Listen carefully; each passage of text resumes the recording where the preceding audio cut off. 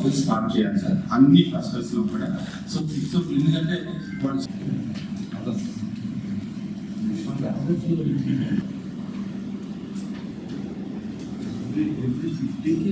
వాళ్ళు ఈరోజు అన్ని సచివాలయాల్లో ఉండి ఒక పెన్షన్ డిస్బర్స్మెంట్ ఫంక్షనరీ. సో ఈ ఎన్టీఆర్ భరోసా పెన్షన్ స్కీమ్ కింద జూలై 1వ తేదీన పెంచినటువంటి దీనికి సంబంధించి సార్ ఇప్పటివరకు చేసినటువంటి అరేంజ్మెంట్ 3,13,000 సార్ దీనికి సంబంధించి నిన్న సాటర్డే రోజే అపాయింట్ చేయడం జరిగింది సార్. సో ఈ విధంగా ఒక తీసుకున్నటువంటి స్టాఫ్ అందరూ కూడా రెగ్యులర్ స్టాఫ్ తీసుకోవడం జరిగింది సార్ జరిగింది. సో ఈ 3 కూడా దానికి పెన్షన్ ఇచ్చే టైంలో మనం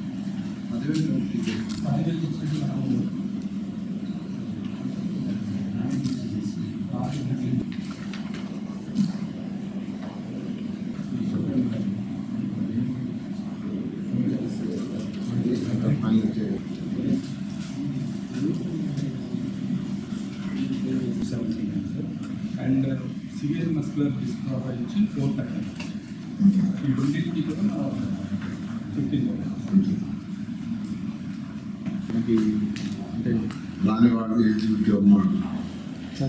ఆంధ్రప్రదేశ్ రాష్ట్రంలో ఈనాడు పరిస్థితి ఏ విధంగా ఉందంటే గత వైఎస్ఆర్ కాంగ్రెస్ పార్టీ ప్రభుత్వ నిర్వాకాల వల్ల, గత ముఖ్యమంత్రి జగన్మోహన్ రెడ్డి గారి అనాలోచిత విధానాల వల్ల, అస్తవ్యస్త విధానం వల్ల ఆర్థిక సంక్షోభంలో ఆంధ్ర రాష్ట్రం కూరుకుపోయింది. ఈ ఆర్థిక సంక్షోభం ఆంధ్ర రాష్ట్రం కూరుకుపోయిన వేళ ఈనాడు రాష్ట్ర ముఖ్యమంత్రి చంద్రబాబు నాయుడు గారు ఎన్నికల్లో ఇచ్చిన సంక్షేమ పథకాల హామీల్ని నెరవేర్చేదానికి వెంటనే వేగంగా స్పందించారు. వాస్తవానికి ఈరోజు గత ప్రభుత్వ హయాంలో జగన్మోహన్ రెడ్డి గారు వైఎస్ఆర్ కాంగ్రెస్ పార్టీ చేసిన అనాలోచిత చర్యలతో ఈ రాష్ట్రంలో ఈనాడు చంద్రబాబు నాయుడు గారు కాకుండా మరో వ్యక్తి ముఖ్యమంత్రిగా ఉంటే సంక్షేమ పథకాలు ఇచ్చే పరిస్థితి కూడా లేదు. అలాంటిది తన అపార అనుభవంతో పరిపాలనా దక్షుడిగా పేరుగాంచిన చంద్రబాబు నాయుడు గారు చెప్పిన మాట కట్టుబడి ఏదైతే అవ్వతాతలకి పెన్షన్ 4,000, 3,000 నుంచి 4,000. అంతేకాకుండా ఎన్నికల వేళ మేమందరం స్పష్టంగా చెప్పాం, అటు చంద్రబాబు నాయుడు గారు కానీ, నేను కానీ, విపిఆర్ అన్న కానీ, నారాయణ గారు కానీ, ఈ రాష్ట్రంలో ఉండే తెలుగుదేశం పార్టీ నాయకులందరూ, కూటమి నాయకులందరూ వాడవాడలా బలంగా చెప్పాం. అవ్వతాతలకి పెన్షన్ 3,000 నుంచి 4,000 అవుతుంది. అదేవిధంగా దివ్యాంగులకి పూర్తి స్థాయిలో బెడ్ మీద ఉన్న వ్యక్తులు కూడా పెన్షన్లు పెంచడం జరుగుతుంది. అదే కాకుండా జూలై 1వ తారీఖున తొలి నెల మాత్రం పెన్షన్ 7,000 వస్తుంది. ఎలాగంటే ఏప్రిల్లో ఈ పథకం ప్రకటిస్తున్నాం, ఏప్రిల్ 1,000, మే 1,000, జూన్ 1,000, ఈ 3,000 కలిపి జూలైలో 7,000. ఆ రోజు ముఖ్యమంత్రి జగన్మోహన్ రెడ్డి గారి దగ్గర నుంచి ఆనాడు వైఎస్ఆర్ కాంగ్రెస్ పార్టీ నాయకులందరూ అవహేళన చేశారు. ఇది ఎలా సాధ్యం కాదు, తెలుగుదేశం పార్టీ కూటమి నాయకులు అబద్ధాలు చెప్తున్నారని విపరీత ధోరణిలో మాట్లాడారు. అలాంటి వైఎస్ఆర్ కాంగ్రెస్ పార్టీ నాయకులకి జగన్మోహన్ రెడ్డి గారికి మనవి చేస్తూ ఉన్నా, మీరు రేపు ఉదయం 6 గంటలకి ఆంధ్రప్రదేశ్లో వాడవాడలా చూడండి, ఎక్కడికక్కడ ఎమ్మెల్యేలు, ఎంపీలు, మంత్రులు, సచివాలయ సిబ్బంది ప్రతి ఇంటికి వెళ్ళి ఆ యొక్క పెన్షన్ అందించబోతున్నారు. నిజంగా ఈరోజు ఉన్నటువంటి పరిస్థితుల్లో మళ్ళీ చెప్తున్నా, రాష్ట్రం జగన్మోహన్ రెడ్డి గారి అస్తవ్యస్త విధానాలతో దిగజారిన పరిస్థితుల్లో, దివాళా తీసిన పరిస్థితుల్లో ఈరోజు సంక్షేమ పథకాలు అమలు చేసేదానికి వేగవంతంగా శ్రీకారం చుట్టి అడుగులు వేశారంటే అది ఒక చంద్రబాబు నాయుడు గారితోనే సాధ్యమైంది.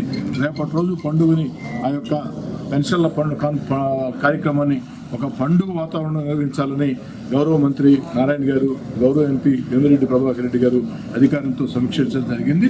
తెలుగుదేశం పార్టీ కూటమి నాయకులు, కార్యకర్తలు కూడా సర్పంచ్ దగ్గర నుంచి జడ్పీటీసీలు, ఎంపీటీసీలు, కౌన్సిలర్స్ అందరూ కూడా, ప్రతి నాయకుడు కూడా సచివాలయ సిబ్బందితో ఉండి ఆ ఇంటింటికి వెళ్ళి అవ్వతాతలకి, ఆ యొక్క వ్యాధిగ్రస్తులకి, దివ్యాంగులకి చంద్రబాబు గారు పెంచిన పెన్షన్ అందజేయాలని కోరుతున్నాం. ఈరోజు ఎన్టీఆర్ భరోసా పెన్షన్ స్కీము రివ్యూ మీటింగు ఇప్పుడే సార్ కండక్ట్ చేశారు, నారాయణ సార్. ఒకటే నేను గమనించింది, 7,000 అనేది ఒక్క రోజులో పూర్తి చేయాలా అనేది మన ముఖ్యమంత్రి చంద్రబాబు నాయుడు ఇన్స్ట్రక్షన్స్. ఇక్కడ ఆఫీసర్స్ కూడా అందరూ రేపు సాయంత్రానికి దీన్ని పూర్తి చేయాలనేది చాలా గట్టి పట్టుదలతో ప్రతి ఒక్కరు కూడా పూర్తి చేస్తాం అన్నట్టే ఉన్నారు ఈ రివ్యూ మీటింగ్లో. ఇంత ముందు చూస్తే పెన్షన్ అనేది 4 రోజులు 5 రోజులు జరుగుతుండేది ఈ కార్యక్రమం. పేరుకి 1వ తేదీ అని చెప్పేదే కానీ అది 5వ తేదీ వరకు నడిచేది. మేబీ ఏమైనా 6-7 తేదీలు కూడా. ఈరోజు రేపు ఖచ్చితంగా పూర్తి చేయాలని ఇన్స్ట్రక్షన్స్ అక్కడ పైనుంచి ముఖ్యమంత్రులు ఇచ్చున్నారు. అదే పట్టుదలతో మనం మంత్రి గారు కూడా ఇప్పుడు రివ్యూలో అదే చెప్పుకొచ్చారు. అట్నే రూరల్ ఎమ్మెల్యే శ్రీధర్ కూడా ఉన్నారు. ఖచ్చితంగా రేపు ఈ స్కీము ఒక పండగ వాతావరణంలో పూర్తి చేయాలా అనేది ప్రతి ఒక్కరికి చెప్తున్నాను. ప్రతి ఒక్క మన పార్టీ కార్యకర్తలు కూడా ప్రతి ఒక్కరు కూడా దీంట్లో ఎక్కడికక్కడ మీరుండే దీన్ని బట్టి ఖచ్చితంగా పార్టిసిపేట్ చేయండి అని కోరుకుంటున్నాను. ఈరోజు నెల్లూరు జిల్లాకు సంబంధించి రేపు ఉదయం పెన్షన్స్ ఏదైతే ఎలక్షన్స్ ముందు ముఖ్యమంత్రి నారా చంద్రబాబు నాయుడు గారు ప్రామిస్ చేశారో, అంటే 3,000 పెన్షన్ని 4,000 చేస్తామని, అదేవిధంగా దివ్యాంగులకు 3,000 నుంచి 6,000 చేస్తామని, ఇట్లా యాక్చువల్గా ఏదైతే ప్రామిస్ చేశారో దాన్ని మన ఫస్ట్ సంతకం చేయడం జరిగింది, క్యాబినెట్లో అప్రూవ్ చేయడం జరిగింది. అది రేపు ఉదయం 1వ తేదీ దాన్ని ఇవ్వాలనే ఉద్దేశంతో ఆదేశించడం జరిగింది. అంతేకాకుండా రేపు ఇచ్చేది 4,000 కాకుండా 3 months ఏదైతే అరియర్స్ ఇస్తామని ముందు ప్రామిస్ చేశారో, సో మొత్తం 4,000 ప్లస్ 3,000 మొత్తం 7,000 రేపు ఉదయం రాష్ట్రంలో దాదాపు 65 లక్షల మందికి పెన్షన్స్ రేపిస్తున్నారు.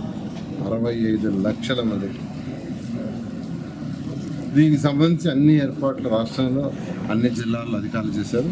ఈరోజు నెల్లూరు జిల్లాలో అధికారులతో నేను యాక్చువల్గా ఈ యొక్క మున్సిపల్ ఆఫీస్లో రివ్యూ చేశాను. నేను ఎంపీ వేమిరెడ్డి ప్రభాకర్ రెడ్డి గారు, అదేవిధంగా MLA rural MLA Sridhar Reddy గారు వాటితో డిస్కస్ చేశాం.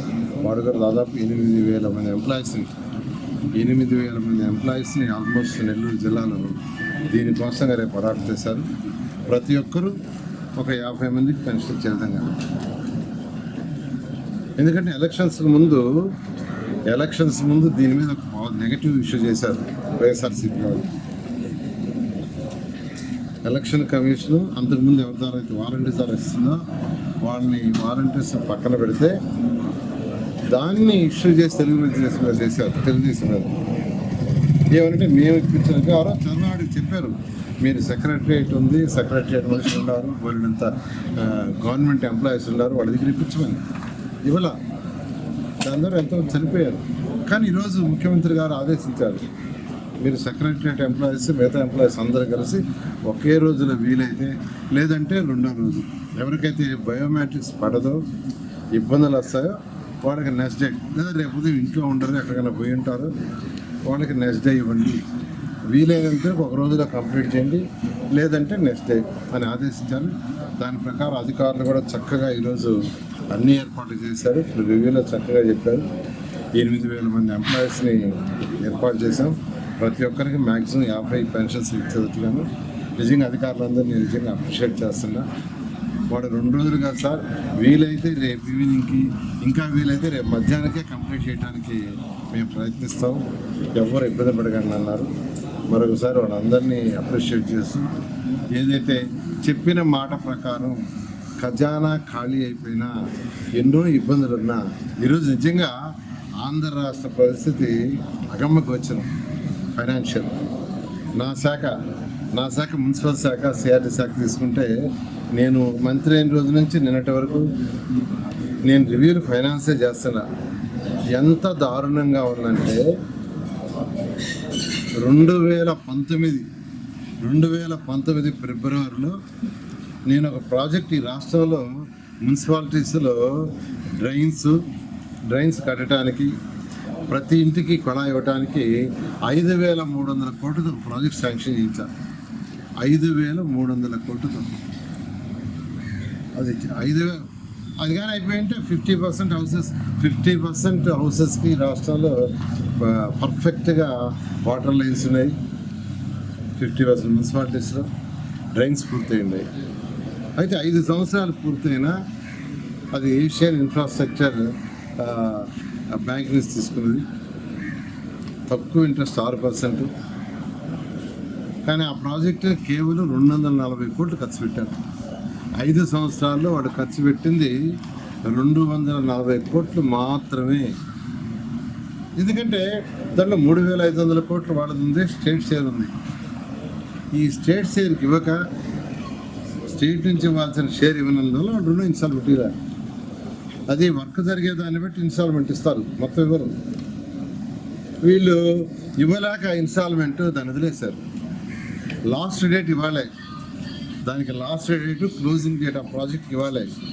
అయితే 4 రోజుల క్రితం అధికారులతో మాట్లాడి మా సెక్రటరీ చెప్పి ఇమీడియట్గా దాని మీద లెటర్ రాయించి కనీసం 6 నెలలు ఫస్ట్ ఎక్స్టెన్షన్ చేయండి అని యాక్చువల్గా ఎక్స్టెన్షన్ కోరాం. బహుశా ఎక్స్టెన్షన్ ఇవ్వచ్చు, అది పరిస్థితి. అంతేకాకుండా 15th ఫైనాన్స్ కూడా 6 monthsకి ఒకసారి ఇస్తారు. 2 టర్మ్స్ రాలా. ఎందుకు రాలేదంటే 2023-24కి ఫస్ట్ టర్మ్లో వాళ్ళు ఇచ్చిన అమౌంట్కి బిల్స్ సబ్మిట్ చేయాలి. అందువల్ల 1000 కోట్లు, అది అంతా ఇంత కాదు, 1000 crores. ఈ విధంగా ఈరోజు ఆర్థిక పరిస్థితి ఈ రాష్ట్ర ప్రభుత్వానికి అధ్వానంగా ఉంది. దానికి కారణం ఏంటంటే గత ప్రభుత్వంలో జగన్మోహన్ రెడ్డి చేసిన అస్తవ్యస్త ఒక ప్లానింగ్, ఒక ఐడియా. అంటే ఏ రాష్ట్రమైనా డెవలప్ కావాలంటేనండి ఎకానమీ రావాలి, డెవలప్ కావాలి, ఈరుబైరు ఎకానమీ రావాలి. ఎకానమీ రావాలంటే ఇండస్ట్రీస్ రావాలి, రియల్ ఎస్టేట్ డెవలప్ కావాలి, అనేక వర్కులు జరగాలి. ఈ రాష్ట్రంలో గత 5 సంవత్సరాలు అటువంటి ఏమీ లేవు. లేనందువల్ల ఎకానమీ లేదు. అప్పులు తెచ్చాడు, కేవలం అప్పులు తేవటం ఒకటే చేశారు. అప్పులు తెచ్చుకోవచ్చు కానీ దాన్ని తీర్చేదానికి కూడా ప్లాన్ ఉండాలి, అటువంటిది లేకుండా చేశాడు. అయినప్పటికీ ఇటువంటి పరిస్థితుల్లో ఉన్న రాష్ట్రం ఆర్థికంగా చాలా ఇబ్బందుల్లో ఉన్న ఆ రోజు మాట ఇచ్చాము, ఎలక్షన్స్కి మాట ఇచ్చాము, అవ్వాతాతలకు పేదవాళ్ళకి ఇబ్బంది జరగకూడదని ఈరోజు ముఖ్యమంత్రి గారు 1వ తేదీ ఏదైతే మాట చెప్పారో అది ఇస్తున్నారు. అందువల్ల రాష్ట్ర ప్రజలందరి తరఫున ముఖ్యమంత్రి గారికి నేను ప్రత్యేకంగా ధన్యవాదాలు తెలియజేస్తున్నాను. రేపు అధికారులందరూ వాళ్ళు చెప్పిన విధంగా ఈ కార్యక్రమాన్ని పూర్తి చేసి అందరినీ ఆనందపరచాల్సిందిగా కోరుకుంటున్నాను. Thank you. ఆల్రెడీ దాన్ని క్యాబినెట్లో కూడా యాక్చువల్గా డిస్కస్ చేశారు మంత్రులందరూ. ముఖ్యమంత్రి గారు కూడా ఫస్ట్ మొన్న 13వ తేదీ ప్రభుత్వం వచ్చింది, వచ్చి కనీసం 17 రోజులు అయింది. అందువల్ల ఫస్ట్ ఇమీడియట్గా ఇది ఇచ్చేయండి, దానికోసంగా దీన్ని ఆపద్దు, ఫస్ట్ ఇది ఇచ్చేయండి, దాని మీద మళ్ళీ డేటా తీసుకుని ముందుకు పోతాం.